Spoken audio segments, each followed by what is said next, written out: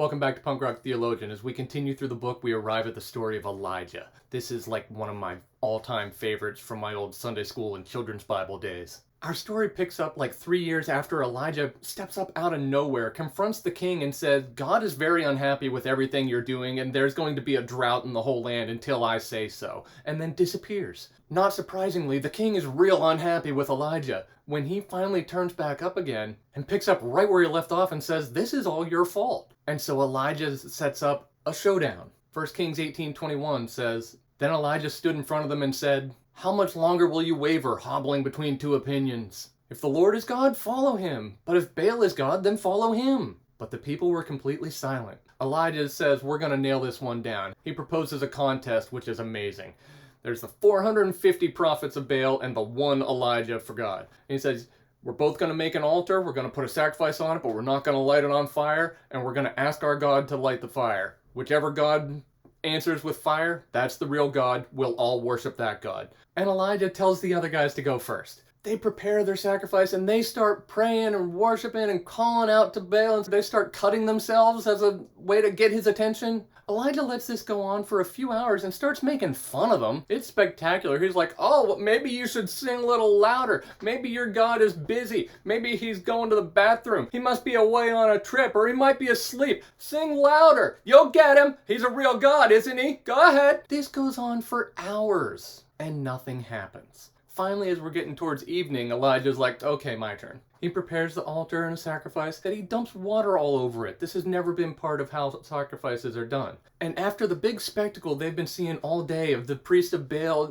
screaming, shouting, cutting themselves, dancing around, all these things trying to get Baal's attention, you would think something's going to come from Elijah, which is what makes it so cool. At verse 36, you see, at the usual time for offering the evening sacrifice, Elijah the prophet walked up to the altar and prayed, O Lord, God of Abraham, Isaac, and Jacob, prove today that you are God in Israel and I am your servant. Prove that I have done all this at your command. O Lord, answer me. Answer me so these people will know that you, O Lord, are God and that you have brought them back to yourself. That's it.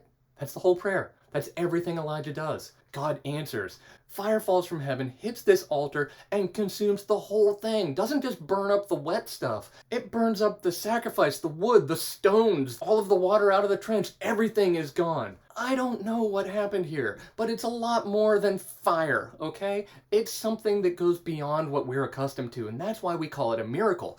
This is God proving himself, and it's an epic proof. It's this massive display of God's power.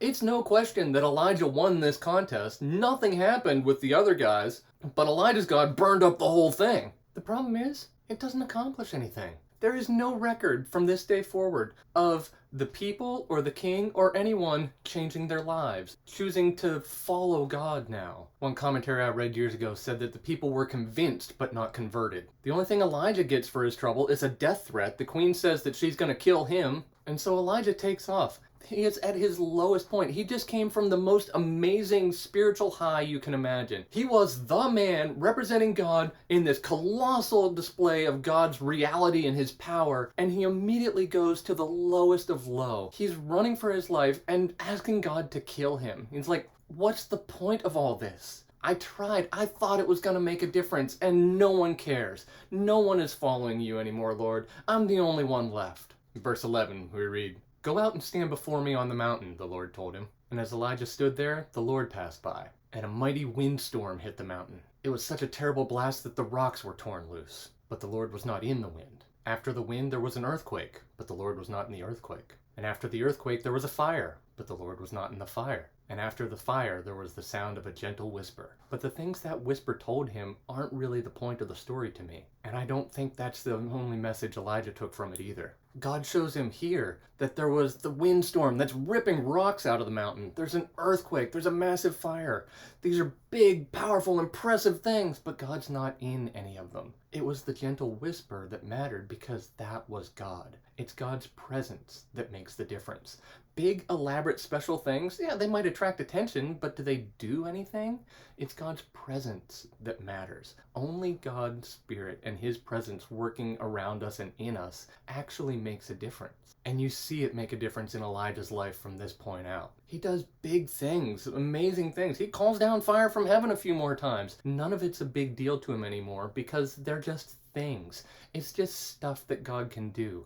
All that really matters is God's presence. Is God here? Is God speaking to me? That's the perspective that Elijah learned in this process, and that's the perspective that we need today. Your life is going to have highs and lows. That's the way it is. No matter how big and impressive it seems, whether it's good or bad, it's trivial compared to the Spirit of God living and active within you. It's God's presence that matters. That makes all the difference.